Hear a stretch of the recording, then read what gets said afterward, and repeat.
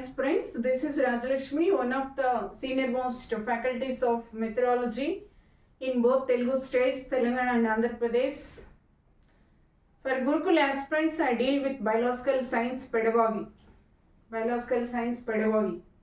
So before start this video, I would like to introduce myself because many fresher students are watching this video. Actually, I was started my career as a teacher educator. Teacher educator అంటే మీకు idea ఉంటుంది, BEd college lecturer. So నా early 20sలో BEd అయిపోయిన వెంటనే MEd complete చేసి బీడీ కాలేజ్లో లెక్చరర్గా join అవ్వడం జరిగింది. ఇప్పుడు ఇది 2005లో. సో నా జనరల్ సబ్జెక్ట్ వచ్చేసి సైకాలజీ, మెథడాలజీ ఏమో biological science, methodology. So 2 subjects ఉంటాయి బీఎడ్ ఫ్యాకల్టీస్కి. సో అప్పుడు అంటే 2005 నుంచి నేను అకాడమిక్స్లో అంటే మన బీడీ కాలేజ్లో ఈ బయోలాజికల్ సైన్స్ మెథడాలజీ టీచ్ చేయడం స్టార్ట్ అయిందనమాట. వితిన్ 2.5 years అంటే ఆల్మోస్ట్ 2007 మిడిల్ ఆఫ్ ద ఇయర్లో 2007 సంవత్సరం మిడిల్ ఆఫ్ ద ఇయర్లో ఈ కాంపిటేటివ్ ఇన్స్టిట్యూట్స్లో టీచ్ చేయడం స్టార్ట్ చేశాను. అప్పుడున్న రిక్వైర్మెంట్ని బట్టి మనకు మెథడాలజీ రిక్వైర్మెంట్ ఉంది. సో అప్పుడు స్టార్ట్ చేసినటువంటి మెథడాలజీ ఇప్పటి వరకు కంటిన్యూస్గా బీఎడ్ వాళ్ళకేమో స్కూల్ అసిస్టెంట్ వాళ్ళకు మెథడాలజీ, బయోలాజికల్ సైన్స్ మెథడాలజీ, ఎస్టీటీస్కి ట్రై మెథడ్, 3 methods కలిపి చెప్తారు చూడండి అది. తర్వాత కంటెంట్ కూడా, కంటెంట్ నేను 2000 ఇయర్ నుంచి స్టడీస్ చేసినప్పటి నుంచి నేను బోటనీ జువాలజీ చెప్పడం అప్పటి నుంచి నాకు అలవాటు ఉంది. తర్వాత కాంపిటేటివ్ ఫీల్డ్లోకి వచ్చిన తర్వాత general studies, school assistant content, TET, ఇలా మొత్తం మీద ఒక 4 సబ్జెక్ట్స్ గ్రూప్ 2లో సోషల్ స్ట్రక్చర్ అని అది స్టార్ట్ అయిన ఫస్ట్ ఇయర్ కూడా ఒక 4000 స్టూడెంట్స్ చెప్పడం జరిగింది. So both medium 4 subjects both మీడియంలో చెప్పడం జరిగింది. సో ఎందుకు ఇంట్రడక్షన్ ఇస్తున్నాను అంటే జనరల్గా ఈ ఫెమిలియర్ ఫ్యాకల్టీ అయినప్పటికీ కొంతమంది వెరీ ఫ్రెషర్ స్టూడెంట్స్ కాన్ఫిడెంట్గా క్లాస్ వింటారని చెప్పేసి నేను ఇదంతా చెప్తున్నాను అనమాట. ఎవరో కొత్త ఫ్యాకల్టీ అనే ఫీలింగ్ లేకుండా ఒక్కోసారి కామెంట్స్ కూడా పెడతారు, ఫీమేల్ స్త్రీలు ఈ రంగంలోకి రావడం హర్షించదగిన పరిణామం. ఇలా ఆల్రెడీ వచ్చి 15 years అయింది. సో మీరు కాన్ఫిడెంట్గా క్లాస్ వింటారని నేను కొంచెం స్మాల్ ఇంట్రడక్షన్ ఇచ్చాను. Actually I don't want to waste your valuable time because already notification was released. So after introduction methodology గురించి ఒక 2 minutes మాట్లాడాలనుకుంటున్నాను. సో మెథడాలజీ, బోధనా పద్ధతులు. మెథడాలజీ అంటే ఇంట్రెస్ట్ ఉండదు, మెథడాలజీ అంటే కష్టమైన సబ్జెక్ట్. మెథడాలజీ ఎన్నిసార్లు విన్నా కొత్తగా ఉంటుంది. మెథడాలజీ విన్నప్పుడు బాగానే ఉంటుంది, తర్వాత మనం క్వశ్చన్స్ రాసేటప్పుడు ఆన్సర్ చేసేటప్పుడు కష్టంగా ఉంటుంది. సో మెథడాలజీకి సరైనటువంటి మెటీరియల్ లేదు, మెథడాలజీ చెప్పేవాళ్ళు ఎక్కువ మంది లేరు. సో జనరల్గా మెథడాలజీ గురించి స్టూడెంట్స్ అందరికీ వచ్చేటువంటి ఒపీనియన్స్ ఇవన్నీ. అయితే నేనేమంటానంటే నిజమే, మెథడాలజీ తెలియనప్పుడు అది కష్టం, తెలియనప్పుడు అది బోర్ వస్తుంది, తెలియనప్పుడు మెథడాలజీ అంటే కంటెంట్ కంటే చాలా కష్టం అనే ఫీలింగ్ ఉంటుంది. కొంతమంది మెథడాలజీ కోసమే ఇన్స్టిట్యూట్లో కోచింగ్లో జాయిన్ అయ్యే స్టూడెంట్స్ కూడా మ్యాక్సిమం 80% ఉంటారు. అయితే నేనేమంటున్నా అంటే methodology is more interesting and very easiest subject than content. మీరు అనొచ్చు మీ సబ్జెక్ట్ కాబట్టి మీరు అట్లా చెప్తున్నారా అని. నా సబ్జెక్ట్ అని కాదు, నేను కూడా మీలాగే బీఎడ్ కంప్లీట్ చేసి కాంపిటేటివ్ ఫీల్డ్లో ఆస్పిరెంట్స్గా ఉండి సక్సెస్ అయ్యి ఆ క్రమంలో డెవలప్ అయ్యి వచ్చిన వాళ్ళే కాబట్టి సో అది ఎలా ఉంటుంది అనేది తెలుసు. నా ఒపీనియన్ ఏంటి అంటే ఒక మంచి ఫ్యాకల్టీ ఉన్నంత వరకు, అంటే మంచి టీచర్ ఉంటే ఏ సబ్జెక్ట్ అయినా కష్టం కాదు. 2008లో నేను గ్రూప్స్ ప్రిపేర్ అయ్యాను, గ్రూప్ 2 నాన్ ఎగ్జిక్యూటివ్ వస్తే వెళ్ళలేదు. అంటే ఎకానమీ కష్టం అంటారు గ్రూప్స్లో, కానీ నేను ఒక మంచి లెక్చరర్ క్లాస్ విన్నాను 2008లోనే.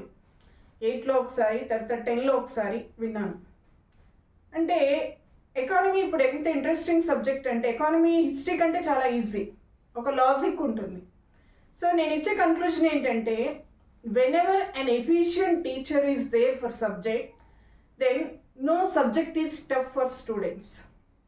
It is 100% depends on the presentation of teacher. Economy easy, methodology easy, mathematics easy when teacher is efficient. అది మీరు యాక్సెప్ట్ చేస్తారో చేయరో, ఎందుకంటే అఫ్కోర్స్ మీరు కూడా వుడ్ బి టీచర్సే, మీకు కొంతమందికి ఎక్స్పీరియన్స్ ఉంటుంది. సో మంచి టీచర్ మంచి ప్రజెంటేషన్ ఇచ్చినప్పుడు ఖచ్చితంగా అది ఎకానమీ అయినా, మెథడాలజీ అయినా, మ్యాథమెటిక్స్ అయినా చాలా ఈజీ అవుతుంది. సో ఈ ఛానల్ ఎస్టాబ్లిష్ చేయడం యొక్క ముఖ్య ఉద్దేశం ఏంటి అంటే, దాని వెనుక ఉన్న main reason, I want to make methodology easy, more easy to my students, those who are listening my class. జనరల్గా స్టూడెంట్స్లో ఉన్న ఫియరు, ఆ ఫోబియా, మెథడాలజీ అంటే ఉన్న నెగటివ్ యాటిట్యూడ్ మొత్తం పోగొట్టడం నాకు అంటే అది నా ఇంట్రెస్ట్ అనమాట. ఎందుకంటే మెథడాలజీ చాలా ఇంట్రెస్టింగ్ సబ్జెక్ట్ దాని కంటెంట్. ఇప్పుడు నేను కంటెంట్ టీచ్ చేస్తాను, మెథడ్ టీచ్ చేస్తాను. ఇప్పుడు మిడ్ నైట్ లేచి మెథడాలజీ 10 యూనిట్స్ బ్రీఫ్గా చెప్పండి అంటే ఐ కెన్, బట్ కంటెంట్ బ్రీఫ్గా మొత్తం చెప్పండి అని అంటే it is not possible to any faculty. అంటే దాని యొక్క లెంగ్త్ చూస్తే, length of the subject, content ఎక్కువ ఉంటుంది, అది చదవాలి, మెమరైజ్ చేసుకోవాలి. No need to that much of memory for methodology. మీరు మెథడాలజీలో ఒక చిన్న లాజిక్ని గ్రాస్ప్ చేస్తే, ఆ గ్రాస్ప్ చేయటం మీకు హ్యాబిట్ అయితే ఖచ్చితంగా మెథడాలజీ మీరు ఏమవుతుందంటే మెథడాలజీ చదవడం, ఆన్సర్ చేయటము అది చాలా ఈజియెస్ట్ కార్యక్రమంగా మీకు అవుతుంది అనమాట. అది వాస్తవం, నిజం. ఎందుకంటే ఇప్పుడు నేను హ్యూమన్ బీయింగ్, మీరు హ్యూమన్ బీయింగ్. నేను మీలాగా వెయిట్ చేసి మెథడ్ చదివి, డిఎస్సి చదివి సక్సెస్ అయ్యి ఇట్లా దానిలోంచి వచ్చిన వాళ్ళని. సో ఇప్పుడు నాకు వచ్చినప్పుడు మీకు వస్తుంది, ఖచ్చితంగా వస్తుంది. మీరు మెథడాలజీ టఫ్ అనేటువంటి కాన్సెప్ట్ తీసేయండి. ఈ ఛానల్ పెట్టడానికి ఇంకొక ముఖ్య ఉద్దేశం ఏంటంటే, యాక్చువల్గా నాకు ఇంటెన్షన్ లేదు, అంత టైం లేదనమాట. ఉండుంటే ఎప్పుడో మనం కరోనా టైంలోనే చేస్తుండేదాన్ని. బట్ మన ఆఫ్లైన్ స్టూడెంట్స్ చాలా ఎక్కువ ఒక రకంగా పుష్ చేశారు, పెట్టండి పెట్టండి పెట్టండి, ఇది అవసరం, ఇది ఇప్పుడు రిక్వైర్మెంట్ అని. అయితే 2017-18లో అస్సలు మనకు మెటీరియల్ లేదు గురుకుల్కి, మెథడాలజీకి. తెలుగు మీడియం అకాడమీ బుక్ని యాజ్ ఇట్ ఈస్ ట్రాన్స్లేట్ చేసిన మన నోట్సే, అది నేను స్ట్రాంగ్గా చెప్పగలను. 10 డిస్ట్రిక్ట్స్, పాత ఓల్డ్ 10 డిస్ట్రిక్ట్స్ తెలంగాణలో సర్క్యులేట్ అయింది. రీసెంట్గా మనకు ఒక 600 to 700 మెంబర్స్ ఆఫ్ స్టూడెంట్స్ ఆఫ్లైన్లో మన క్లాసెస్ ఆల్రెడీ చెప్పేసాం. ఈ ఇయర్ ఈ నోటిఫికేషన్కు ఒక 600 మెంబర్స్ సిటీలో, హైదరాబాద్లో, అంటే ఒక 70 to 80 మెంబర్స్ డిస్ట్రిక్ట్స్లో అనమాట. సో వరంగల్లో ఒక దగ్గర, తర్వాత హైదరాబాద్లో, మొత్తం ఒక approximately 700 students they have finished their coaching and they are seriously preparing for examination with material, with proper material. వాళ్ళకి నోట్స్ ఇవ్వటం జరిగింది, తర్వాత కొంతమంది నోట్స్ జిరాక్స్ తీసుకొని చదువుతున్నారు. సో ఆ స్టూడెంట్స్ కొన్ని మెటీరియల్స్ నా దగ్గర తీసుకొచ్చి చూపించినప్పుడు 17-18లో అఫ్కోర్స్ ఇప్పుడు కూడా అప్డేటెడ్ నోట్స్లో మనం యాస్టీస్ ఇచ్చిన ఎగ్జాంపుల్స్ మొత్తము ఆ బుక్స్లో ఉండడం చూసి నిజంగా ఐ వాజ్ షాక్. అప్పుడు నాకు అనిపించింది, సో మనం ఎందుకు స్టార్ట్ చేయొద్దు అని. టుడే ఇస్ 27th April, మనకు ఆల్మోస్ట్ 21 days, 3 weeks అయిపోయింది నోటిఫికేషన్ వచ్చి. అయినా ఇంత లేట్గా ఎందుకు స్టార్ట్ చేశాను అంటే, ఇప్పుడు కొద్దిగా టైం దొరకడం, ఇప్పుడు ఆ 2 batches కంప్లీట్ అయిపోయినాయి. సో కొంచెం గ్యాప్ రావడం ఒక రీజన్ అయితే, 2 రీజన్స్ స్టూడెంట్స్ యొక్క కంపల్షన్. వాళ్ళు లేదు చేయండి చేయండి అంటే. సో ఈ ఛానల్ స్టార్ట్ చేయడానికి ఫస్ట్ రీజన్ మెథడాలజీని ఈజీ చేయాలి స్టూడెంట్స్కి అనేది ఫస్ట్ ఉద్దేశం అయితే, సెకండ్ రీజన్ ఏంటి అంటే ఆఫ్లైన్లో అటెండ్ కాలేని వాళ్ళు, ఆన్లైన్లో టూ మచ్ స్పెండ్ చేయలేని వాళ్ళు, సో ఒక ఆన్లైన్ డాష్ మీద సమగ్రమైనటువంటి మెథడాలజీ ఇన్ఫర్మేషన్ని స్టూడెంట్స్కి ఇవ్వాలి అనే ఉద్దేశంతో, only for sake of students, only because of students ideas తోని ఈ ఛానల్ స్టార్ట్ చేయడం జరిగింది. ఇందులో మిగిలినవన్నీ secondary.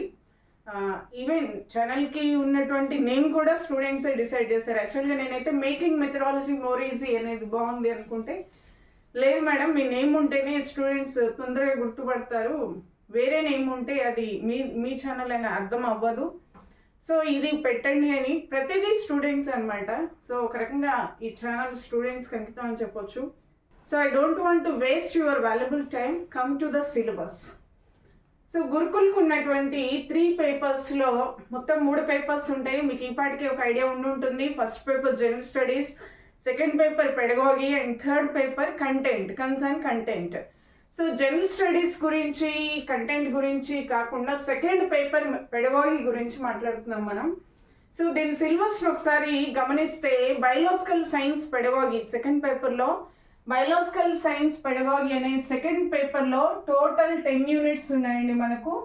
We have totally 10 units.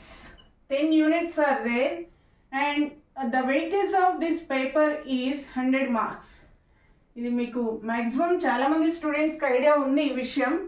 So 100 marks, 100 bits, each question carries 1 mark. So ఈ 10 యూనిట్స్ నుంచి మనకు 100 క్వశ్చన్స్ వస్తాయి. అలా అని ఒక్కొక్క యూనిట్కి ఈక్వల్ వెయిటేజ్ అయితే ఉండదు. Of course always weightage of units is depends on the importance and length of the unit. అంటే ఒక యూనిట్ యొక్క ప్రాధాన్యత ఎంత ఉంది, తర్వాత ఒక యూనిట్ యొక్క లెంగ్త్ అంటే అది ఎంత పెద్ద యూనిట్, ఈ రెండింటి మీద ఆధారపడి దాని నుంచి మనకు నెంబర్ ఆఫ్ బిట్స్ అనేది మనం ఎక్స్పెక్ట్ చేస్తాము. జనరల్గా మనకు ఈ ఇయర్ మీ యొక్క అదృష్టం అంటే యువర్ సో లక్కీ అని చెప్పొచ్చు. లాస్ట్ టైం గురుకుల్ నోటిఫికేషన్లో జేఎల్కి పెడగాగి వేరే సిలబస్ ఇచ్చాడు, జనరల్ పెడగాగి ఇచ్చాడు. ఈసారి మీకు జేఎల్కి, పీజీటీకి, టీజీటీకి as it is same syllabus ఉందండి. మీరు గమనించి ఉంటారు. ఇప్పుడు జువాలజీ, బాటనీ ఉందనుకోండి, so nature of biological science అని టీజీటీ, పీజీటీలో ఉంటుంది. జువాలజీలో nature of zoology. So nature and scope, meaning, development, ఇక్కడ మనం ఏదైతే బయాలజికల్ సైన్స్ అనే వర్డ్ ఉంటుందో అది తీసి కన్సర్న్ సబ్జెక్ట్ పెట్టాడు. సో మనకు బయాలజికల్ సైన్స్ అభ్యర్థులు ఈ 10 యూనిట్స్ ఒక్కసారి పర్ఫెక్ట్గా నేర్చుకుంటే, సో ఇది ఎన్ని ఎగ్జామ్స్కి యూజ్ అవుతుంది అంటే టీజీటీకి యూజ్ అవుతుంది, పీజీటీకి యూజ్ అవుతుంది, అలాగే జేఎల్కి యూజ్ అవుతుంది. సో లాస్ట్ టైము జేఎల్కి సపరేట్ ఉండింది, కొంచెం దీనికంటే డిఫరెంట్గా ఉంది కాబట్టి అది సపరేట్గా ప్రిపేర్ అవ్వాల్సి వచ్చింది.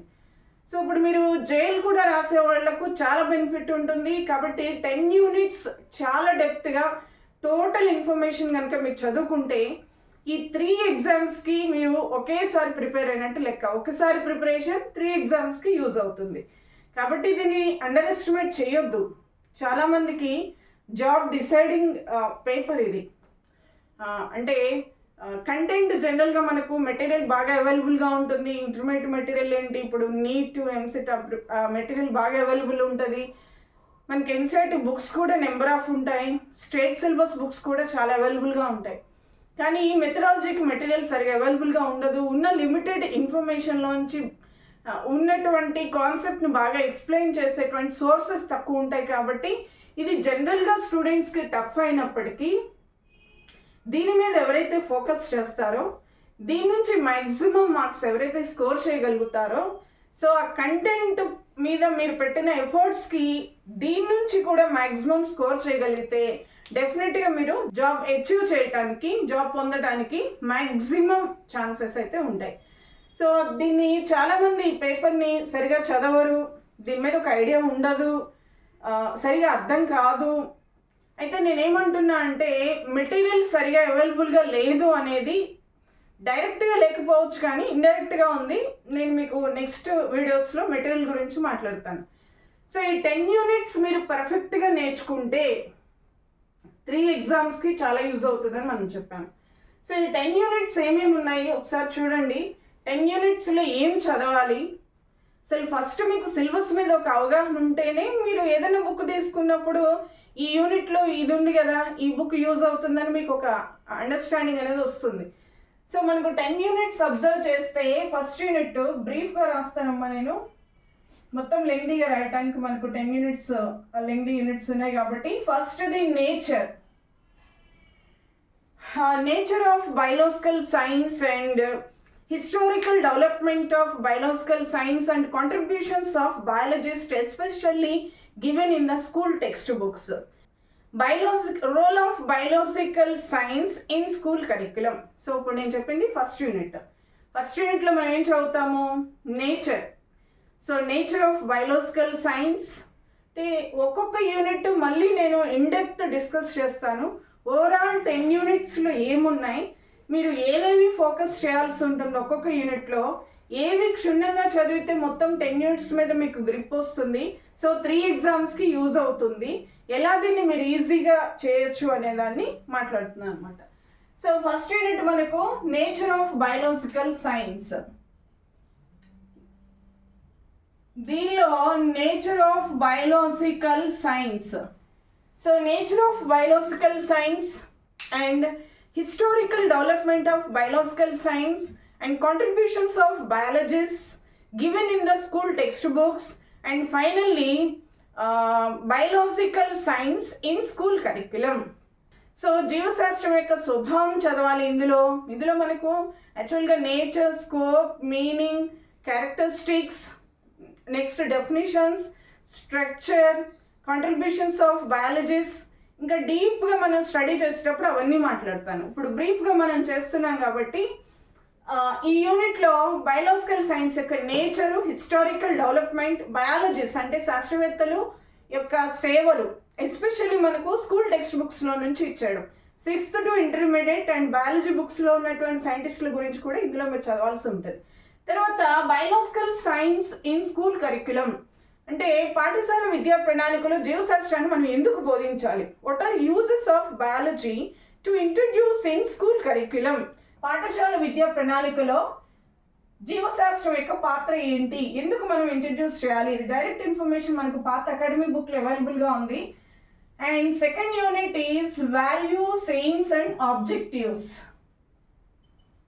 Values, aims and objectives of biological science, values, aims, objectives of general science, values, aims, objectives of zoology. ఇట్లా ఇచ్చాడు. యాక్చువల్గా మనకు ఈ టైటిల్ చూస్తే చిన్నగా ఉంది కానీ ఇది చాలా పెద్ద యూనిట్. ఒక రకంగా చెప్పాలంటే this is the heart of the total pedagogy or methodology, most important unit. So values, aims, objectives ఇందులో ఏం చదువుతా అంటే బయాలజికల్ సైన్స్ను స్కూల్ స్టూడెంట్స్కి మనము ఇంట్రడ్యూస్ చేయడం వలన ఎలాంటి విలువలు వారి యొక్క జీవితంలో అభివృద్ధి అవుతాయి. So what kind of values will be developed in the life of student by introducing or by teaching biological science. So ఇవి మనకు కొన్ని ఉన్నాయి వాల్యూస్. మళ్ళీ నేను ఒక్కొక్క యూనిట్ గురించి డీటెయిల్గా చెప్తాను కాబట్టి ఆ వాల్యూస్ ఇక్కడ చెప్పట్లేదు. Intellectual value, aesthetic value, scientific attitude, development of scientific attitude value. Next, proper utilization of leisure time value. మనకు బయాలజికల్ సైన్స్లో ఒక 10 to 12 వాల్యూస్ దాకా ఉన్నాయి. Next aims and objectives. Aims and objectives ఇది చాలా big concept. Goals, aims, objectives ఇవన్నీ చదువుతాము. Next instructional objectives. Instructional objectives అంటే బోధనా లక్ష్యాలు మనకు 7 ఉన్నాయి, అవి చదువుతాము. Education, classification of educational objectives అంటే విద్యా లక్ష్యాల వర్గీకరణ. ఇందులో మీకు జనరల్ ఆబ్జెక్టివ్స్, సాధారణ లక్ష్యాలు అంటే ఏంటి, ఎడ్యుకేషనల్ ఆబ్జెక్టివ్స్, విద్యా లక్ష్యాలు అంటే ఏంటి, బిహేవియరల్ ఆబ్జెక్టివ్స్, ప్రవర్తన లక్ష్యాలు అంటే ఏంటి, ఇన్స్ట్రక్షనల్ ఆబ్జెక్టివ్స్, బోధనా లక్ష్యాలు అంటే ఏంటి.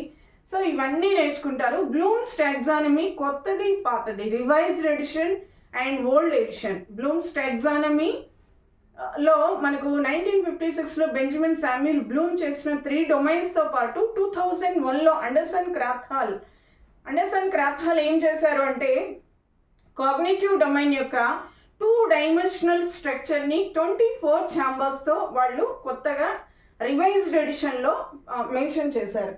సో మీరు ఆ రివైజ్డ్ ఎడిషన్ చదవాల్సి ఉంటుంది, ఆ ఓల్డ్ క్లాసిఫికేషన్. ఇది చాలా పెద్ద unit. Instructional objectives, we have 7 instructional objectives: knowledge, understanding, application, skills, interest, appreciation and scientific attitude. ఇప్పుడు నేను చెప్తుంది biological science, PGT, TGT, JL general science, JL zoology, botany, అలాగే జనరల్ సైన్స్. వీటన్నిటికీ కామన్గా ఉందమ్మా ఈ సిలబస్. సో పర్ఫెక్ట్గా నేర్చుకోండి. మీకు 4 సబ్జెక్ట్స్కి అట్లీస్ట్ 3 రాస్తారు కదా బయాలజీ వాళ్ళు అంటే. పీజీటీ, టీజీటీ రాస్తారు, జనరల్ సైన్స్ రాయొచ్చు, మీకు పీజీ ఉంటే కనుక జేఎల్ కూడా రాసుకోవచ్చు. ఒక 3 to 4 సబ్జెక్ట్స్కి పనికొస్తుంది.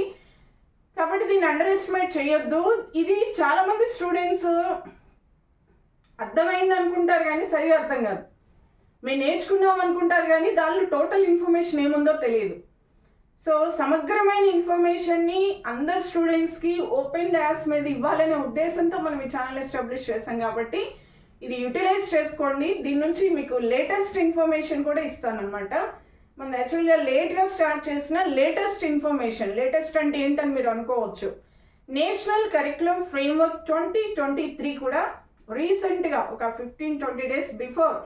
సో మనకు ఆఫ్లైన్లో 700 మెంబర్స్ కూడా నేను అది చెప్పలేదు అంటే కొత్తగా వచ్చింది కాబట్టి. సో ఆ లేటెస్ట్ ఇన్ఫర్మేషన్ కూడా మనకు నేషనల్ పాలసీ అండ్ ఎడ్యుకేషన్ 2020 ఉంది కదమ్మా, మనకు రీసెంట్గా వచ్చింది 2020. దాని యొక్క రికమెండేషన్స్ ఇంప్లిమెంటేషన్ కోసం ఏర్పడినటువంటి ఫ్రేమ్వర్క్ ఇది NCF 2023. సో అది కూడా మీరు చదవాల్సి ఉంటుంది. డెఫినెట్గా మనం క్వశ్చన్ దాని నుంచి ఎక్స్పెక్ట్ చేయొచ్చు. సో ఆ లేటెస్ట్ ఇన్ఫర్మేషన్ కూడా మన దానిలో ఇవ్వబడుతుంది. ఇప్పుడు సెకండ్ యూనిట్లో ఏం చదువుతాము? Values, aims, objectives, classification of educational objectives. ఆబ్జెక్టివ్స్లో మళ్ళీ ఇన్స్ట్రక్షనల్ ఆబ్జెక్టివ్స్, బోధనా లక్ష్యాలు ఇప్పుడు చెప్పాను కదా 7 ఉన్నాయి. అయితే ఒక విషయం ఏంటంటే, according to recommendations of NCF 2005, since 10 years in our state, these instructional objectives are not implementing. Instead of these instructional objectives, now we are implementing academic standards. NCF 2005 recommendations వలన మన రాష్ట్రంలో దాదాపు 10 years నుంచి ఈ ఆబ్జెక్టివ్స్ స్థానంలో ప్రస్తుతం ఏవి అమల్లో ఉన్నాయంటే విద్యా ప్రమాణాలు, అకాడమిక్ స్టాండర్డ్స్ అంటారు. మీ ప్రతి టెక్స్ట్ బుక్, మనకు స్కూల్ టెక్స్ట్ బుక్స్ ఉంటాయి కదా, ఇండెక్స్కి లెఫ్ట్ సైడ్ చూడండి, విద్యా ప్రమాణాలను ఇస్తాడు. Academic standards most important. Of course మనకు ఇది వెయిటేజ్ ఎక్కువ ఉండడం వలన ప్రతిదీ ఇంపార్టెంటే. ప్రతి కాన్సెప్ట్ మీద క్వశ్చన్ వస్తుంది. మీరు ప్రీవియస్ పేపర్స్ నేను అనాలిసిస్ చేస్తాను, ఏ యూనిట్ నుంచి ఏ క్వశ్చన్ వచ్చింది అనేది కూడా చెప్తాను. మీరు ఆశ్చర్యపోతారు. మీరు అనాలిసిస్ చేసిన వాళ్ళైతే ఓకే, వెల్ అండ్ గుడ్. ఇక్కడ మనం ఇన్స్టిట్యూషనల్ ఆబ్జెక్టివ్స్ తర్వాత చదవాల్సింది ఏంటి? అకాడమిక్ స్టాండర్డ్స్, విద్యా ప్రమాణాలు. 2012, 13, 14 ఆ టైం నుంచి మనకు ఈ సౌత్ ఇండియాలో ఉన్నటువంటి స్టేట్స్లో అకాడమిక్ స్టాండర్డ్స్ అమల్లో ఉన్నాయి. సో మనకు సైన్స్కి వచ్చేసి అంటే బయాలజికల్ సైన్స్కి మొత్తం 7 అకాడమిక్ స్టాండర్డ్స్ ఉన్నాయి. Conceptual understanding, asking questions and making hypothesis. And third AS3 experimentation and field investigation. AS4 information skills and project works. AS5 academic standard 5 ఏంటి అంటే communication through diagrams, flow charts and models. AS6 historic science values అని ఉంటుంది. AS7 ఏమో daily life application and biodiversity అని ఉంటుంది. So 7 academic standards with indicators. విద్యా ప్రమాణాలు వాటి యొక్క సూచికలతో సహా మనం చదవాల్సి ఉంటుంది. మీరు చదవాలి ఇక్కడ సెకండ్ యూనిట్లో. ఇది చాలా పెద్దది, అప్లికేషన్ క్వశ్చన్స్ ఎక్కువ ఉంటాయి. ఒక రకంగా చెప్పాలంటే 1/4 టైం ఇదే తీసుకుంటుంది. ఇది big unit, most important unit. So automatically we can expect more questions from this unit than first unit. ఇది పెద్దది, ముఖ్యమైన యూనిట్ కాబట్టి దీని నుంచి మోర్ దాన్ 10 క్వశ్చన్స్ మనం ఎక్స్పెక్ట్ చేయొచ్చు. ఎగ్జాక్ట్గా ఈ నెంబర్ అని ఎవరు చెప్పలేరు. ఎవరైనా చెప్తే కూడా అది అందాజ్గా ఎస్టిమేటెడ్ ఇన్ఫర్మేషన్ తప్ప ఎగ్జాక్ట్ ఇన్ఫర్మేషన్ కాదు. సో ఇది మనకు important unit, lengthy unit. Definitely we can expect more than 10 questions in Gurukul exam. తర్వాత థర్డ్ యూనిట్ ఏముంది మనకు? Child development.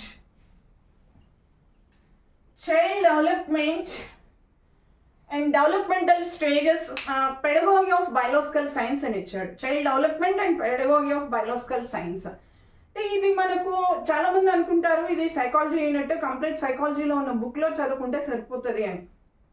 Of course this unit is related to psychology, absolutely educational psychology.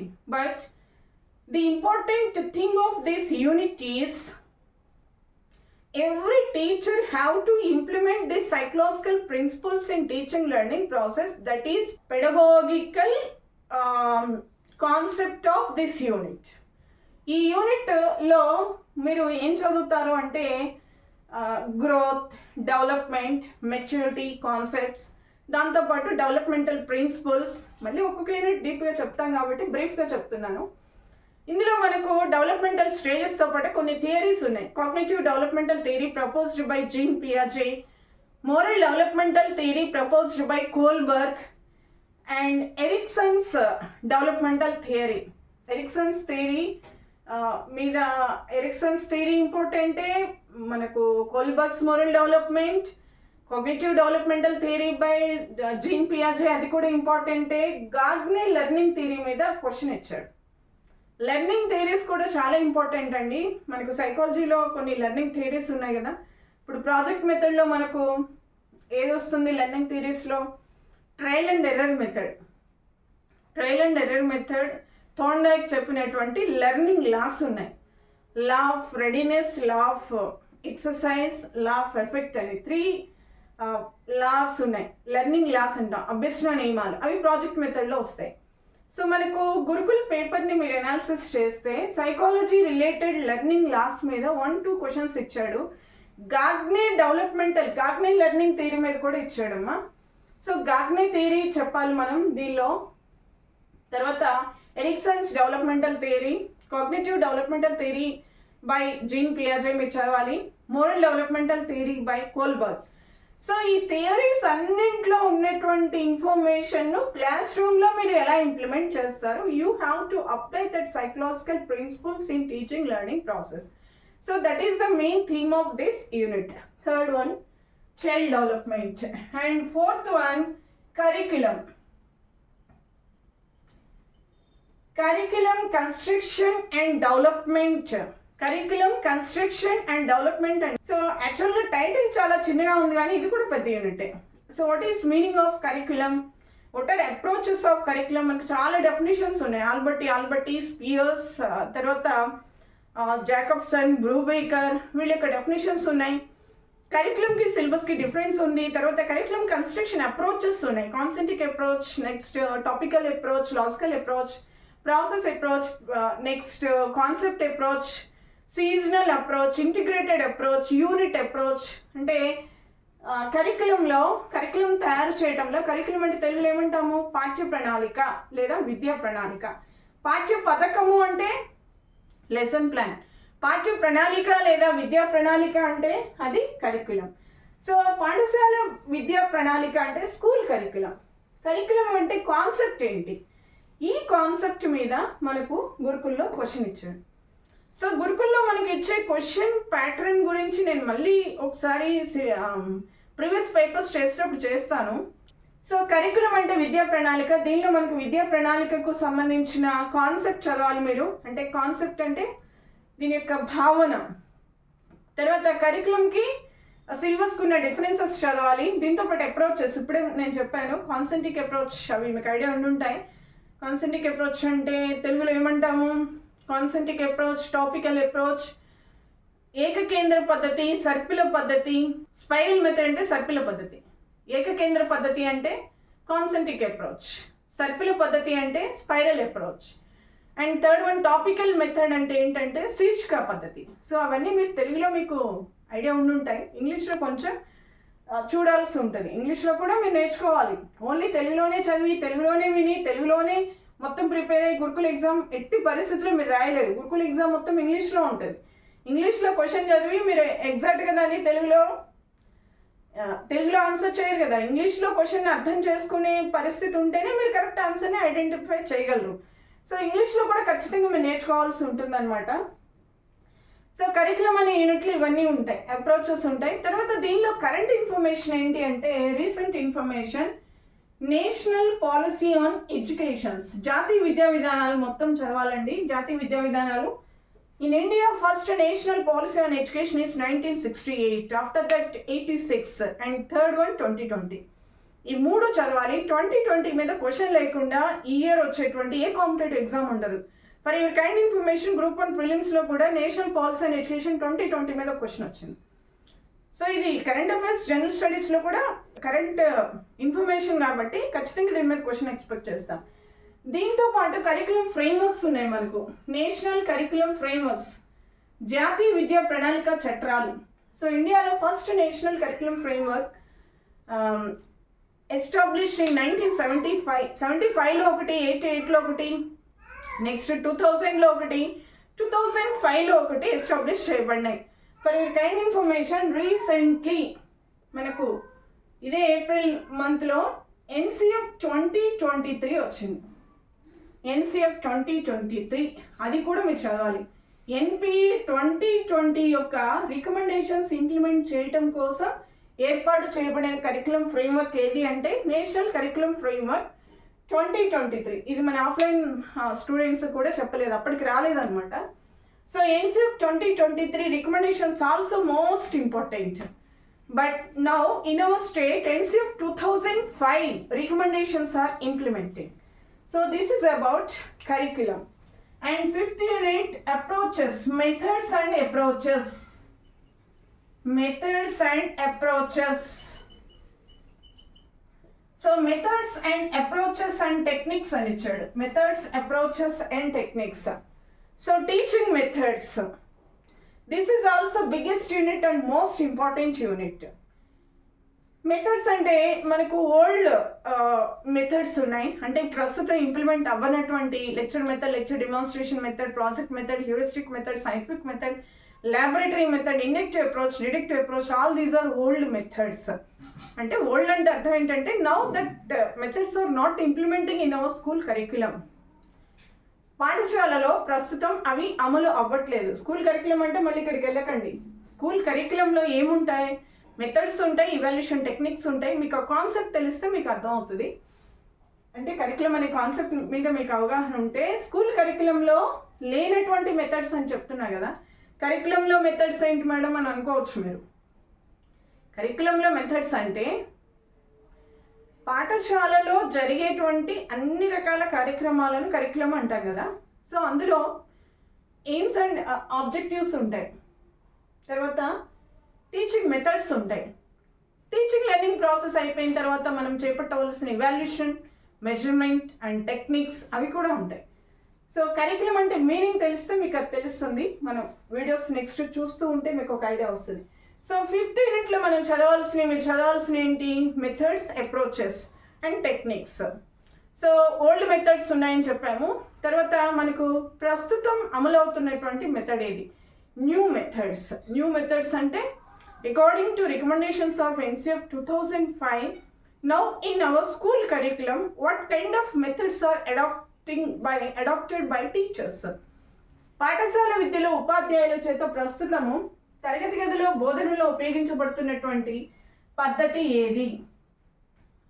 జాతీయ విద్యా ప్రణాళిక చట్టం 2005 రికమెండేషన్స్ ఇప్పుడు అమల్లో ఉన్నాయమ్మా. 2023 ఇంక ఇంప్లిమెంట్ చేయలేదు. ఇది జస్ట్ మనకు డెవలప్ అయ్యింది, ఇది ఇంక ఇంప్లిమెంట్ చేయవలసి ఉంది. 2005 NCF ప్రకారము instead of lecture method, instead of traditional lecture method అంటే సాంప్రదాయ ఉపన్యాస బోధనా పద్ధతుల స్థానంలో ప్రస్తుతం వేరొక బోధనా పద్ధతి అమల్లో ఉంది. ఇది జనరల్గా ఇన్ సర్వీస్ టీచర్స్ని అడిగినా, వుడ్ బి టీచర్స్ని అడిగినా ఒకటే ఆన్సర్ చెప్తారు. ఏది అడిగినా CCE అంటారు. ఏ బోధనా పద్ధతి ప్రస్తుతం అమల్లో ఉందంటే CCE అంటారు. CCE is not teaching method. Continuous comprehensive evaluation is one of the modes of evaluation. CCE అనేది బోధనా పద్ధతి కాదు, మూల్యాంకన విధానము. సో ప్రస్తుతం మనం వాడుతున్నటువంటి బోధనా పద్ధతి ఏంటి అంటే చాలామంది చెప్పలేరు. దాని గురించి డీటెయిల్గా నేను ఈ యూనిట్ సిలబస్ని మళ్ళీ యూనిట్ వైజ్ నేను డిస్కస్ చేస్తాను. చాలా ఎక్కువ కాన్సెప్ట్స్ ఉన్నాయి ఒక్కొక్క దానిలో. నేను ఓవరాల్గా ఇది ఈజీగా ఎలా చేసుకోవాలో మీకు చెప్తున్నాను. ప్రస్తుతం మనం ఉపయోగించే పద్ధతి ఏదంటే కన్స్ట్రక్టివిస్ట్ అప్రోచ్, నిర్మాణాత్మక ఉపగమనం. మీరు అనొచ్చు, స్కూల్లో మనము ప్రాజెక్ట్స్ చేస్తున్నాము, స్కూల్లో మనం ఎక్స్పెరిమెంట్స్ చేస్తున్నాము, యాక్టివిటీస్ చేస్తున్నాము, డిస్కషన్స్ కండక్ట్ చేస్తున్నాము. Yes, all these are small techniques. ఇవన్నీ చిన్న చిన్న వ్యూహాలు. So by using all these small techniques, teacher have to construct the knowledge of the child. So that is called as constructivist approach. So మెథడ్స్లో మనం చెప్పుకున్న old మెథడ్స్తో పాటు ఈ new method కూడా చదవాలి. కన్స్ట్రక్టివిస్ట్ అప్రోచ్ యొక్క హిస్టారికల్ బ్యాక్గ్రౌండ్ ఉంది, philosophical psychological foundations of constructivist approach ఉంది. మీరు సైకాలజీలో కూడా చదువు ఉంటారు. కన్స్ట్రక్టివిజం, నిర్మాణాత్మక వాదం, అదొక బ్యూటిఫుల్ కాన్సెప్ట్. అది అర్థం కాకపోతే అంత క్లమ్జీగా కన్ఫ్యూజన్గా ఉంటుంది. మీకు అర్థమైతే సూపర్ క్లారిటీ వస్తుంది. సో కన్స్ట్రక్టివిస్ట్ అప్రోచ్ గురించి మనం చాలా చక్కగా from the beginning and steps, అంటే లాస్ట్లో మనకు మన స్టేట్ SCERT, తెలంగాణ రాష్ట్ర SCERT కొన్ని స్టెప్స్ ఇచ్చింది కన్స్ట్రక్టివిస్ట్ అప్రోచ్కి. సో ఫస్ట్ దాన్ని ఎవరు డెవలప్ చేశారు? ఫస్ట్ స్టెప్స్ ఇచ్చింది 1995లో Black and McLington. So Black and McLington యొక్క స్టెప్స్ అని కొంచెం చేంజ్ చేసి మన SCERT మనకు కొన్ని స్టెప్స్ ఇవ్వడం జరిగింది. అదంతా మనం చదవాలి. సో కన్స్ట్రక్టివిస్ట్ అప్రోచెస్లో తర్వాత కొన్ని కన్స్ట్రక్టివిస్ట్ అప్రోచెస్ డిజైన్స్ వచ్చినాయి. మనకు సిలబస్లో ఇచ్చినటువంటి డిజైన్ ఏది అంటే 5V learning model. So 5V learning model is also one of the constructivist approaches. 5V learning model అనేది కూడా ఒక నిర్మాణాత్మక ఉపగమం. సో దానిలో మనకు మొత్తం 5 స్టెప్స్ ఈతో స్టార్ట్ అవుతాయి. ఎంగేజ్తో స్టార్ట్ అయ్యి ఇవాల్యుయేషన్తో ఎండ్ అవుతాయి. అదంతా మనం డీటెయిల్గా మళ్ళీ యూనిట్ చెప్పినప్పుడు చెప్తాను. సో అప్రోచెస్ అంటే inductive, deductive approaches.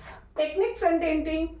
Discussions, quiz, seminars, symposiums, so ఇందులో కొన్ని మనకు మోడర్న్ మెథడ్స్ కూడా ఉన్నాయి. ఐఎస్ఐ అంటే ఇండియన్ స్టాండర్డ్ ఇన్స్టిట్యూషన్. ఐఎస్ఐ కాదు, అది ల్యాబొరేటరీలో వస్తుంది. ఇండివిజువలైజ్డ్ సైన్స్ ఇన్స్ట్రక్షన్, తర్వాత personalised system of instruction PSI, తర్వాత సిఏఐ కంప్యూటర్ అసిస్డ్ ఇన్స్ట్రక్షన్. వీటన్నిటిలో మళ్ళీ కొన్ని మోడ్స్ ఉన్నాయి. కొలాబరేటివ్ లెర్నింగ్ అప్రోచ్, కలిసి పనిచేస్తూ అభ్యసన. సో ఈ మోడల్స్ అన్నీ చదవాలి. This is also very biggest unit. ఇందులో మనకు సిలబస్ కంటెంట్ మొత్తం ఇచ్చాడు, దాని మీద క్వశ్చన్ కూడా మనకు గురుకుల్లో ఇచ్చాడు. అంటే ఏ అప్రోచ్ లేదా ఏ మెథడ్ ఏ లెసన్కు మనం అడాప్ట్ చేసుకోవచ్చు, ఇది కూడా మనం డిస్కస్ చేయాల్సిన అవసరం ఉంది. So this is biggest unit, most important unit. So definitely we can expect more than 10 questions from this unit. Second unit పెద్దది, ఫిఫ్త్ యూనిట్ పెద్దది. అవి రెండు చాలా ఇంపార్టెంట్. ఎందుకు ఇంపార్టెంట్ మిగిలిన వాటికంటే? అసలు ఈ మెథడాలజీ దేనికి సంబంధించింది? పెడగాగి మెథడాలజీ అంటున్నాం కదా, దేనికి సంబంధించింది? క్లాస్ రూమ్లో బోధన చేసేటప్పుడు మనము ఉపయోగించే బోధనా పద్ధతులు, బోధనా విధానము, బోధన అయిపోయిన తర్వాత ఏం చేయాలి. సో టోటల్గా మనం ఒక సబ్జెక్ట్ని స్టూడెంట్స్కి ప్రజెంట్ చేయటంలో from the beginning and at the end ఉండే ప్రాసెస్ అన్నిటికీ సంబంధించిన అంశాలు ఎందులో ఉంటాయి? మెథడాలజీలో ఉంటాయి. అయితే నేను చెప్పేది మీకు అర్థమవుతుందా, ఫాస్ట్ అవుతుందా? వీడియో లెంగ్తీ అయిపోతుందని కొంచెం స్పీడ్గా చెప్తున్నా. మెథడాలజీ అంటే దేనికి సంబంధించిన సబ్జెక్టు? స్కూల్లో మనము కంటెంట్ని పిల్లలకు చెప్తాము, సైన్స్ని. ఈ సైన్స్ కంటెంట్ చెప్పాలంటే ఏం చేయాలి? ఆబ్జెక్టివ్స్ రాసుకోవాలి. ప్రజెంట్ చేయాలంటే ఏం చేయాలి? సరైన మెథడ్ని ఎంపిక చేసుకోవాలి. టీచింగ్ లెర్నింగ్ ప్రాసెస్ మొత్తం అయిపోయాక ఏం చేయాలి? ఇవాల్యుయేషన్ పెట్టాలి. ఇవాల్యుయేషన్ అంటే ఎగ్జామినేషన్ కండక్ట్ చేయాలి. అంటే మెథడాలజీ లేదా పెడగాగి అనే సబ్జెక్టు ఎంటైర్ దేనికి సంబంధించింది అంటే టీచింగ్ లెర్నింగ్ ప్రాసెస్, బోధన అభ్యసన కార్యక్రమానికి సంబంధించిన సబ్జెక్ట్ ఇది. సో బోధన అభ్యసన కార్యక్రమంలో ఇనీషియల్ స్టేజ్లో ప్రతి టీచరు చేయవలసింది ఏంటి అంటే, బోధన స్టార్ట్ చేయడానికి ముందు ప్రతి టీచర్ ఏం చేయాలి? ఆబ్జెక్టివ్స్. లెసన్ ప్లాన్ రాస్తారు కదమ్మా, లెసన్ ప్లాన్ ఏముంటుంది? లక్ష్యాలు, ఆబ్జెక్టివ్స్. అఫ్ కోర్స్ ఇప్పుడు అకాడమిక్ స్టాండర్డ్స్ రాస్తున్నాం. So before teaching learning process every teacher have to establish objectives. That's why this is most important unit. At the time of teaching learning process, every teacher have to adopt suitable appropriate teaching methods. బోధన అభ్యసన కార్యక్రమం కొనసాగుతూ ఉండగా teacher సరైనటువంటి పద్ధతుల్ని ఎంపిక చేసుకోవాలి. బోధన అభ్యసన కార్యక్రమం ఈ రెండు కూడా చాలా important stages. Next 6th unit planning. So 6th unit మనకు ప్లాన్స్ గురించి ఇచ్చాడు. Planning for effective instruction. Planning for effective instruction అంటే ప్రభావవంతమైన బోధన కొరకు ప్రణాళిక. సో ఈ యూనిట్లో మనము ప్లానింగ్స్ చదువుతామా? ప్లాన్స్ మనకు ఇయర్ ప్లాన్ ఉంది, తర్వాత unit plan or lesson plan. మనకు 2013కి బిఫోర్లో ఉన్నవేమో year plan, unit plan, lesson plan. So smallest plan is lesson plan. కానీ ఇప్పుడు ఎన్సెఫ్ 2005 రికమెండేషన్స్ తర్వాత టెక్స్ట్ బుక్స్ చేంజ్ అయిపోయింది. టెక్స్ట్ బుక్స్లో 1 unit is equal to 1 lesson. ఒకప్పుడు ఒక యూనిట్ ఉండి దాని కింద 4-5 లెసన్స్ ఉంటాయి. ఇప్పుడు యూనిట్ లెసన్ వేరియేషన్ లేదు. 1 unit is equal to 1 lesson. That unit or lesson should be completed in certain periods. అది మనకు పక్కన పూర్తి చేయవలసిన పీరియడ్లు అన్న దగ్గర ఇస్తున్నాడు ఇండెక్స్లో. సో ప్రస్తుతం ఒక యూనిట్ ఒక లెసన్కు సమానం కాబట్టి ప్రస్తుతం మనము యూనిట్ ప్లాన్ అన్నా లెసన్ ప్లాన్ అన్నా ఒకటే, అది తీసుకుంటాం. అయితే యూనిట్ లేదా లెసన్ ప్లాన్ ఎన్ని పీరియడ్స్లో కంప్లీట్ చేయాలనేది పక్కన ఇస్తున్నాడు కాబట్టి పీరియడ్ ప్లాన్కి మనకు ఎస్సీఆర్టీ స్టెప్స్ ఉన్నాయి. సో ఇప్పుడు మనము అంటే మనకు ఇంతకుముందు 2013కి బిఫోర్ అయితే ఇయర్ ప్లాన్ ఒకటి చేసేవాళ్ళం, తర్వాత యూనిట్ ప్లాన్, ఇయర్ ప్లాన్, ఆ తర్వాత లెసన్ ప్లాన్. ఇప్పుడు ప్రస్తుతం ఇయర్ ప్లాన్ స్థానంలో యాజ్ యూజువల్గా ఇయర్ ప్లాన్ మనం డిస్కస్ చేస్తాము. తర్వాత unit plan is equal to now lesson plan. So lesson plan, unit plan రెండు కూడా సమానమే కాబట్టి ప్రస్తుతం ఈ రెండు ఒకటిగా పరిగణిస్తున్నాం. Instead of lesson plan now period plan. ప్రస్తుతం మనము పీరియడ్ ప్లాన్ స్టెప్స్ అవి ఉన్నాయి. సో ఈ 3 టైప్స్ ఆఫ్ ప్లాన్స్ మనము డిస్కస్ చేస్తాం.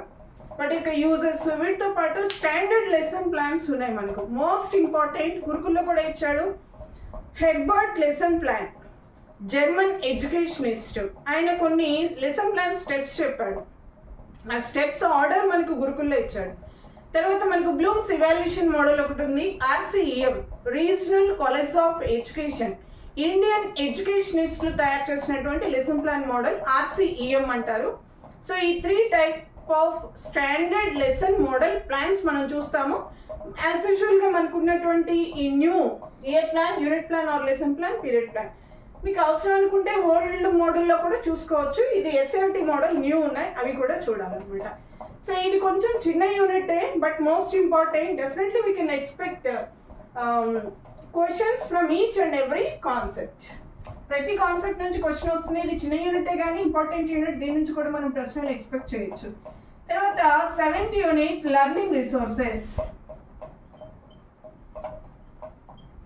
7th యూనిట్ లెర్నింగ్ రిసోర్సెస్, దీనిలో మనకు teaching aids, classification of teaching AIDS, ఇందులోనే మనకు ICT ఇచ్చాడు, information communication technology, ICT in teaching biological science. So this is also biggest unit, most important unit. Definitely we can expect more than 10 questions, ఎందుకంటే దీని length of unit ఎక్కువ ఉంది, unit యొక్క నిడివి ఎక్కువ ఉంది. సో టీచింగ్ ఎయిడ్స్ జనరల్గా మనం ఎందుకు యూజ్ చేస్తాం? To make our teaching more interest and easy. మన బోధనను మరింత సులభతరం చేయడానికి, ఆసక్తి చేయడానికి మనం ఉపయోగించేటువంటి టీచింగ్ ఎయిడ్స్ సంబంధించినటువంటి యూనిట్. సో లెర్నింగ్ రిసోర్సెస్కి మనకు 2 వేస్ ఉన్నాయి. Learning resources from immediate environment, that will be in 2 ways. We can bring the classroom into society, we can bring the classroom into society, we can bring society into classroom. తరగతి గదిని సమాజంలోకి తీసుకెళ్ళడం, సమాజాన్ని తరగతి గదిలోకి తీసుకురావడం ద్వారా పరిసరాల్లో ఉన్నటువంటి వనరులను మనము అభ్యసనలో వినియోగించుకోవచ్చు. అది బేసిక్ కాన్సెప్ట్, అది కూడా మోస్ట్ ఇంపార్టెంట్, చాలా చిన్న కాన్సెప్ట్. తర్వాత teaching aids, Edgar Dale cone of experience ఉంది, క్లాసిఫికేషన్ ఆఫ్ టీచింగ్ ఎయిడ్స్ ఉంది. అందులో మనము క్లాసిఫికేషన్ ఆఫ్ టీచింగ్ ఎయిడ్స్లో graphic aids, display boards, 3D aids, projective aids, activity aids అని చెప్పేసి ఒక పెద్ద క్లాసిఫికేషన్ ఫ్లో చార్ట్ వేయటం జరుగుతుంది. దానిలో మళ్ళీ గ్రాఫిక్ ఎయిడ్స్ అంటే ఏంటి, ప్రొజెక్టివ్ ఎయిడ్స్ అంటే ఏంటి, 3 డైమెన్షనల్ ఎయిడ్స్ అంటే ఏంటి, 3 డైమెన్షనల్ ఎయిడ్స్లో మళ్ళీ నమూనాలు, మోడల్స్ అంటే ఏంటి, డయాగ్రామా, వర్కింగ్ మోడల్స్, మోకప్స్, ఇవన్నీ వరుసగా ఇది చాలా పెద్ద యూనిట్. దీని నుంచి మనము చాలా ఎక్స్పెక్ట్ చేయొచ్చు questions. Edgar Dale cone of experience evergreen topic from this unit. Edgar Dale cone of experience. So అందులో ప్రతి స్టేజ్ మనం చాలా డీటెయిల్గా డిస్కస్ చేయాలి. తర్వాత according to Cobbing classification, how much learning will be happen through our 5 sense organs. అంటే మన 5 జ్ఞానేంద్రియాల ద్వారా అభ్యసన జరిగేటువంటి శాతము ఎంతవరకు గుర్తుపెట్టుకుంటారు, 5 జ్ఞానేంద్రియాల ద్వారా ఎంత % ఆఫ్ లెర్నింగ్ జరుగుతుంది, దాని మీద క్వశ్చన్ ఇచ్చాడు గురుకుల్లో. అది 2018 ఇచ్చినట్టున్నాడు. బట్ ఆప్షన్స్ 2 ఆప్షన్లో ఒక కరెక్ట్ ఆన్సర్ ఇవ్వకపోవడం వల్ల అది మార్క్ కలిపాడు. సో అంటే లీస్ట్ % ఆఫ్ లెర్నింగ్ దేని ద్వారా జరుగుతుంది అని చెప్పేసి ఇచ్చాడు. బట్ అది టంగ్ స్కిన్కి సేమ్ ఇవ్వడం వల్ల ప్రింటింగ్ మిస్టేక్ 3 పడడం 8 పడింది. 1% ఇవ్వాల్సి 1.5. మొత్తానికి ఆప్షన్స్ లేదో కొంచెం డిఫరెన్స్ ఉండడం వల్ల అది మార్క్ కలపడం జరిగింది. సో అది కూడా మోస్ట్ ఇంపార్టెంట్, అది ఇందులో చదువుతాం. తర్వాత ఇన్ఫర్మేషన్ కమ్యూనికేషన్ టెక్నాలజీ ఇందులోనే చదువుతాం. తర్వాత ల్యాబొరేటరీస్ ఇందులోనే వస్తాయి. 3 టైప్స్ ఆఫ్ ల్యాబొరేటరీస్, చాలా పెద్ద యూనిట్. ఇన్ఫర్మేషన్ కమ్యూనికేషన్ టెక్నాలజీ మనకి బ్యూటిఫుల్ ఇన్ఫర్మేషన్ మనకు తెలుగు మీడియం బోధనా పద్ధతుల్లో ఇచ్చాడు. సో దాన్ని యాజ్ ఇట్ ఈస్ ట్రాన్స్లేట్ చేసి చెప్పడం జరిగింది అనమాట. సో ఈ learning resources is big unit, most important unit. Definitely we can expect more than 10 questions from this unit. ఇందులో ఏం చదువుతాము? Teaching aids, classification of teaching aids, Edgar Dale cone of experience, learning resources from immediate environment, next information communication technology, laboratories, registers, first aid in laboratory. Laboratories అన్నప్పుడు అందులో measurements ఉన్నాయి, మనకు white house measurement, విడివిడిగా మళ్ళీ నేను discuss చేసినప్పుడు deep into మీకు చెప్తాను. సో ఇది పెద్ద యూనిట్, డెఫినెట్గా దీని నుంచి మనము మోర్ దాన్ 10 క్వశ్చన్స్ ఎక్స్పెక్ట్ చేయొచ్చు. తర్వాత 8th unit measurement and evaluation. Measurement and evaluation, and also in this unit only evaluation techniques. Title చిన్నగానే ఉంది, బట్ ఇది కూడా most important biggest unit. So evaluation concept, evaluation different types of evaluation. మనకు 3 types of evaluation ఉంది. Evaluation అంటే ఏంటి concept చదువుతాము. 3 types of ఇవాల్యూషన్లో 4 questions ఇచ్చాడు లాస్ట్ టైం గురుకుల్లో. చూడండి ఉన్నది 3, నేను అదే వండర్ అయ్యాను. 3 టైప్స్ ఉంటే మరి ఇవ్వడానికి ఎక్కడి నుంచి క్వశ్చన్స్ ఉన్నాయి? మొత్తం 10 యూనిట్స్ 100 బిట్స్ దాని నుంచి ఇవ్వాలి, ఏది వదిలిపెట్టడానికి లేదు. సో చాలా చాలా యూస్ఫుల్గా ఉంటుంది. మీకు చదివే ప్రతి సెంటెన్స్ మీకు మార్కును తెచ్చిపెడుతుంది కాబట్టి ఏది వదిలిపెట్టొద్దు. సో ఇందులో మనం ఇవాల్యూషన్ కాన్సెప్ట్ చదువుతాం. కాన్సెప్ట్ ఆఫ్ ఇవాల్యూషన్, మూల్యాంకన భావన. టైప్స్ ఆఫ్ ఇవాల్యూషన్, మూల్యాంకనం రకాలు. We have 3 types, diagnostic, formative and summative. So 3 types of evaluation గురించి చదువుతాము. దాని తర్వాత మనము టూల్స్ ఆఫ్ ఇవాల్యూషన్, దీనిలో ఇచ్చాడు మనం టూల్స్ అండ్ టెక్నిక్స్ అని ఇచ్చాడు. టూల్స్ ఆఫ్ ఇవాల్యూషన్ పెద్ద లిస్ట్ ఉంటుంది. అందులో మనకి మోడర్న్గా మనము portfolio, rubrics, కేడబ్ల్యూఎల్ chart and work sheets ఇవన్నీ కొత్తవి కొంచెం యాడ్ చేసుకొని చదువుతాం. చాలా పెద్ద లిస్ట్ ఉన్నది. SA type questions, short answer questions, interviews, check list, rating scales etcetera. So దీంతో పాటు మనము యూనిట్ టెస్ట్ మనకి అమల్లో లేదు యూనిట్ టెస్ట్, కానీ unit test, blueprint, weightage tables దాని గురించి కూడా బ్రీఫ్గా చూస్తాము. The process of evaluation also most important concept. అంటే మూల్యాంకన ప్రక్రియ. Evaluation process will be started from the formulating objectives. అంటే మూల్యాంకన ప్రక్రియ లక్ష్యాలను ఏర్పాటు చేసుకోవడంతోనే ప్రారంభం అవుతుందంట. జనరల్గా మనం మూల్యాంకనం చేయాలి అంటే ఫస్ట్ ఏమనుకుంటాం, క్వశ్చన్ పేపర్ రాయాలి, తర్వాత ఎగ్జామ్ పెట్టాలి, తర్వాత కరెక్షన్ చేయాలి, తర్వాత మార్క్స్ ఇవ్వాలి, స్టాటిస్టికల్ అనాలిసిస్ చేయాలి అని చెప్తాం. కానీ ఇవాల్యూషన్ ప్రక్రియ దేంతో మొదలవుతుందంటే లక్ష్యాలను ఏర్పాటు చేసుకోవడంతో. సో మనకి అందులో 6 స్టెప్స్ ఉన్నాయి. ది ప్రాసెస్ ఆఫ్ ఇవాల్యూషన్, అది కూడా మోస్ట్ ఇంపార్టెంట్. ఇక ఫైనల్గా దీనిలో ever green definitely question expect చేసేది ఏంటి అంటే continuous comprehensive evaluation CC. So according to recommendations of NCERT 2005 and RT 2009, evaluation should be flexible and it should be integrated part of the learning process. NCERT 2005 ఏం చెప్తుందంటే మూల్యాంకనం సరళీకృతంగా ఉండాలి, అది అభ్యసనలో అంతర్భాగంగా ఉండాలి అని చెప్తుంది. ఒకప్పుడు ఇవాల్యూషన్ ఎలా చేసేవాళ్ళు, అభ్యసనం మొత్తం అయిపోయిన తర్వాత చేసేవాళ్ళు. అభ్యసనం వేరుగా ఉండేది, ఇవాల్యూషన్ వేరుగా ఉండేది. ఒకప్పుడు ఇవాల్యూషన్ వేరుండేది, అభ్యసనం వేరుండేది. అంటే క్లాస్లో పాఠం అంతా చెప్పడం అయిపోయిన తర్వాత పరీక్ష పెట్టేవాళ్ళు. ఇప్పుడు NCERT 2005 ఏం చెప్తుంది, ఇవాల్యూషన్ షుడ్ బి ఫ్లెక్సిబుల్, మూల్యాంకనము సరళీకృతంగా ఉండాలి. It should be integrated part of the learning process. అంటే అభ్యసనలో ఇది అంతర్భాగంగా ఉండాలి. అంటే అర్థం ఏంటంటే evaluation and learning process simultaneously will be happened in the class room. తరగతి గదిలో అభ్యసన మూల్యాంకనము ఏకకాలంలో, అంటే మూల్యాంకనం అభ్యసనలో అంతర్భాగంగా ఉండాలి. అది మనం ఫార్మేటివ్ అసెస్మెంట్ చేస్తున్నాం. So CC biggest concept, most important concept, very beautiful. Now that CC is implementing in hour Telangana school curriculum also. So దానికి మనకు టూల్స్ ఆఫ్ CC కూడా ఉన్నాయి, దానికి మనకు వెయిటేజ్ టేబుల్స్ ఉంది, తర్వాత SCRT ఇచ్చిన blue print, unit test blue print వేరే ఉందమ్మా, CC బ్లూ ప్రింట్ వేరే ఉంది. Grading system, instead of ranks now we are providing grading system to reduce unhealthy competition. విద్యార్థుల మధ్య అనారోగ్యకరమైనటువంటి పోటీని నివారించడం కోసం ర్యాంకుల బదులు ప్రస్తుతం మనం గ్రేడులు ఇస్తున్నాం. ఆ గ్రేడుల వ్యవస్థ CCలో అమల్లో ఉంది. ఇప్పుడు ప్రస్తుతం తెలంగాణలో 8 స్టేజెస్ ఆఫ్ గ్రేడ్స్, 8 అంచెల గ్రేడింగ్ విధానం ఉంది. సో అదంతా మనం ఇందులో డిస్కస్ చేయాలి. దీనికి మనకు ఇన్ఫర్మేషన్ అంటే బుక్స్ చెప్పేటప్పుడు చెప్తాను, టోటల్ ఇన్ఫర్మేషన్ ఒక బుక్లో ఉన్నది అనడానికి లేదు. So 9th unit learning disabilities.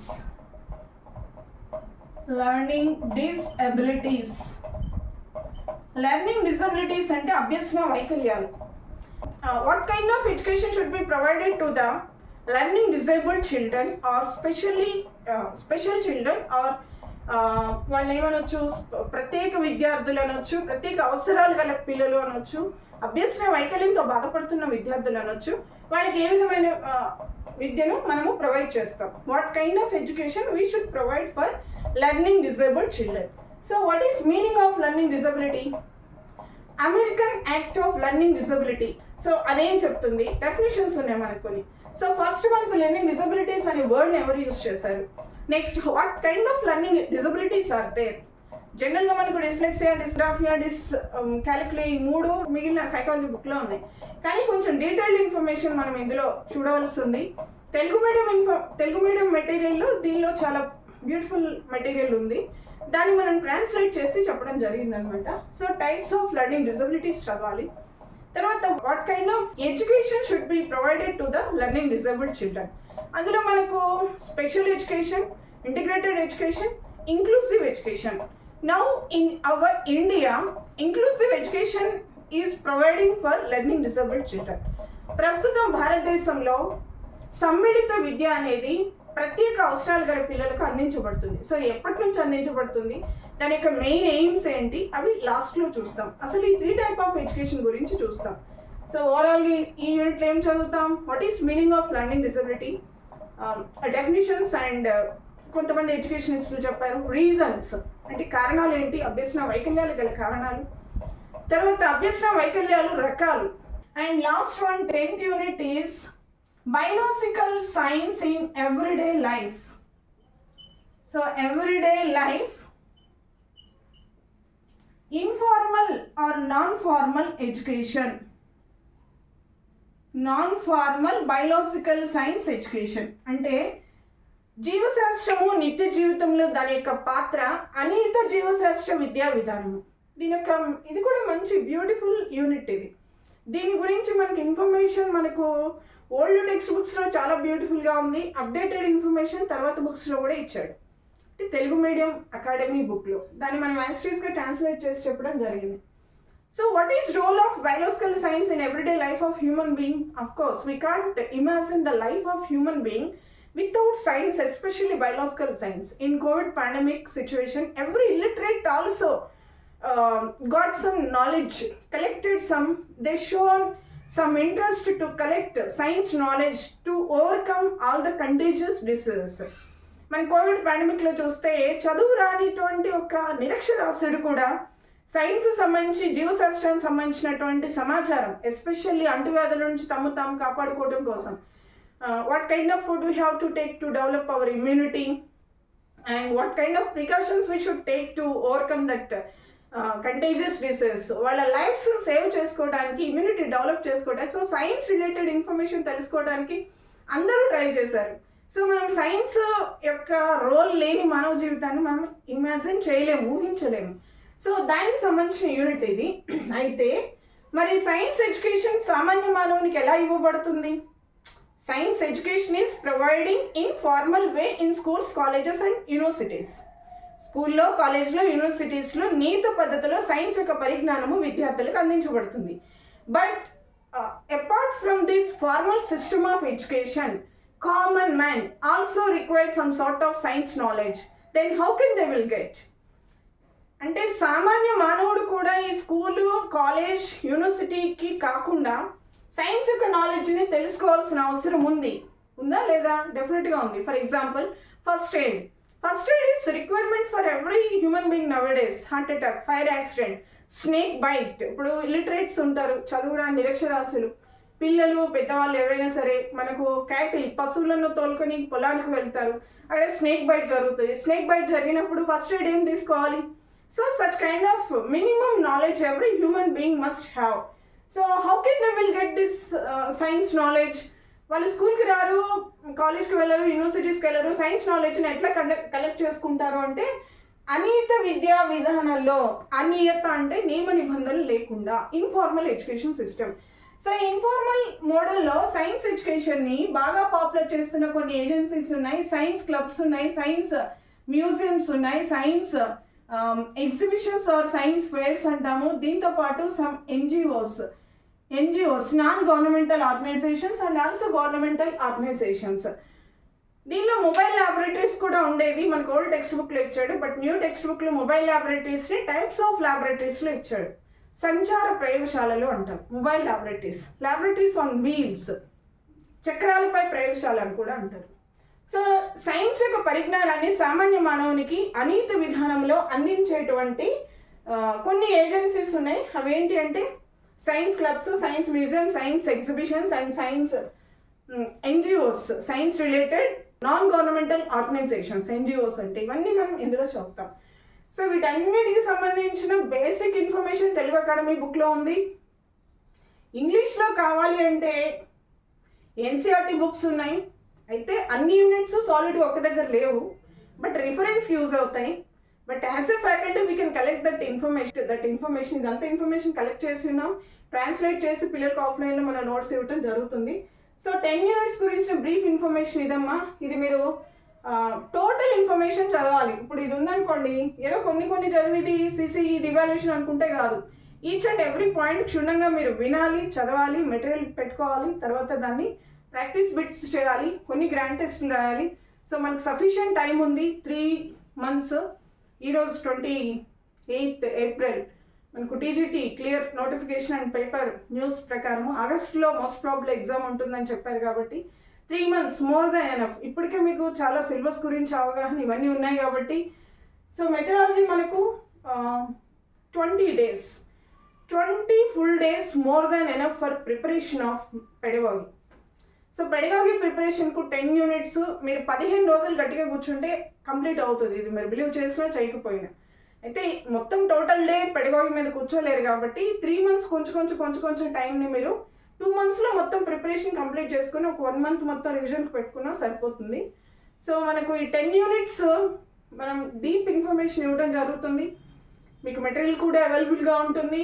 So మీరు ఒక్క 10 units బాగా ప్రిపేర్ అయినట్లయితే ఖచ్చితంగా పీజీటీ, టీజీటీ, జేఎల్ అట్లాగే జనరల్ సైన్స్ జనరల్ సైన్స్ మన ఫిజికల్ సైన్స్ వాళ్ళు, బయాలజీ వాళ్ళు ఇద్దరు రాయొచ్చు కదా, అవి కూడా రాయడానికి అవకాశం ఉంటుంది. సో మెథడాలజీ టఫ్ కాదు, methodology most easiest subject when efficient teacher is there. ఒక సమర్థవంతమైన ఉపాధ్యాయుడు ప్రజెంట్ చేసినప్పుడు మెథడాలజీ ఈజీగా చేయగలరు. సో ఈ 10 units ఇన్ఫర్మేషన్ టోటల్గా వినండి, మన వీడియోస్లో అవైలబుల్గా ఉంటుంది, ప్రాక్టీస్ చేయండి. ప్రీవియస్ పేపర్స్ అనాలిసిస్ చేస్తాము, at the same time test series conduct చేస్తాం. మోస్ట్లీ ఇవన్నీ మనకు ఈ May 20 లోపటనే అవుతాయి కాబట్టి మీరు మిగిలిన టైం రివిజన్కి పెట్టుకోవచ్చు. This is sufficient time to you. Last గురుకుల్స్లో మీరు గమనిస్తే ఇంత టైం లేకుండా అప్పుడు మనకు చాలా తక్కువ టైం ఉంది. ఇప్పుడు మనకి ఎప్పటి నుంచో నోటిఫికేషన్ వస్తుందనే విషయం తెలుసు కాబట్టి చాలా టైం మీకు ఉంది కాబట్టి ఈ ప్రిపరేషన్ మీరు చక్కగా యూజ్ చేసుకోవచ్చు. ఈజీగా మీరు మెథడాలజీలో 90 to 95 marks గ్యారంటీ కొట్టడానికి అవకాశం ఉంటుంది. ఒక 2-3 bits మనకు అవుట్ ఆఫ్ సిలబస్ ఇవ్వడు, అవుట్ ఆఫ్ స్టాండర్డ్ బుక్స్ ఇవ్వచ్చు. ఇప్పుడు ఐసీటీ మీద 2 questions ఇచ్చాడు లాస్ట్ టైం. అవి ఎక్కడున్నాయి అంటే ప్రింటెడ్ మెటీరియల్ ఎక్కడి నుంచి మనకు దొరకకపోవచ్చు, నెట్లో కొట్టి మనం సెర్చ్ చేసుకుంటాం. మరి అలాంటివి ప్రిపేర్ అవ్వాల్సినప్పుడు ఎట్లయినా ఎవరికైనా సరే 1 to 3 మహా అయితే ఒక 5 bits పోవడానికి ఛాన్స్ ఉంటుంది. మీరు సరిగ్గా సరైన ట్రాక్లో ప్రిపేర్ అయితే 95 marks డెఫినెట్గా తెచ్చుకోవడానికి ఛాన్స్ ఉంటుంది ఇది పెడగాగిలో. So this is information about syllabus. This is useful for TGT, PGT, JL and general science aspirants.